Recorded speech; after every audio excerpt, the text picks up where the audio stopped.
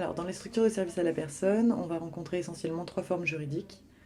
La première, ce sera les structures de la fonction publique, donc qui sont des services d'aide à la personne qui relèvent d'un centre communal d'action sociale, un CCAS, qui peuvent relever aussi d'un centre communal interagglomération, donc une autre forme de la fonction publique territoriale.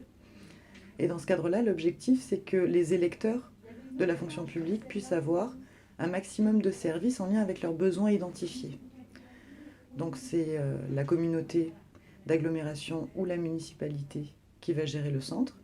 Et donc ce centre-là sera directement en lien avec le centre communal d'action sociale du secteur.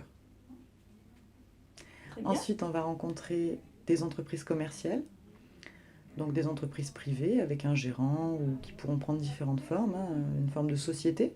Donc ça peut être une société SARL, une URL, etc. Et donc ces structures-là, elles auront besoin de pouvoir dégager des bénéfices. Donc l'objectif, ce sera, en fonction de leur implantation, qu'elles puissent proposer différents services qui vont lui permettre à la fin de l'année d'avoir un bénéfice. Et puis on va trouver des structures de type associatif, donc c'est des associations de loi 1901. Et donc ces structures-là, elles, leur particularité, c'est qu'elles ne peuvent pas dégager de bénéfices. Donc si elles sont excédentaires à la fin de l'année, elles vont devoir réinvestir l'excédent dans l'activité qu'elles proposent. Donc de fait, elles vont avoir, elles, en fonction de leur secteur géographique, à centrer les activités sur le besoin du secteur, de manière très précise.